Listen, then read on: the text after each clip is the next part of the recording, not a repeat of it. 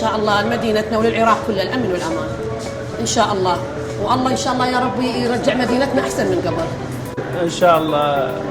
الله يجعل طمأنينة على العراق وأمان، ويحفظ الشعب العراقي من الجنوب إلى الشمال. أهم شيء الأمان والراحة. والله شاء الله المستقبل يكون أحسن من هسه يعني على هذا شفناه كله. جهاز الأسنان الدكتور لين جاي نتبهدل والله العظيم، الله شاهد ورسمي. ما ادري نعرف وين نروح وين نجي، وين نروح احنا خارج ما نقدر نروح لان غالي، نروح التكلي. مستشفى طبيب أسنان ماكو، نريد العلاجات المزمنة. العلاجات المزمنة لأن اكو هواية أمراض مثل الناس ما متمكنة تشتري أدوية مثل السكر، الضغط، أغلب الشعب يحتاجها.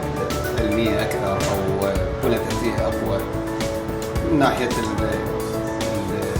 الخدمات البنى التحتية مثلا الكهرباء.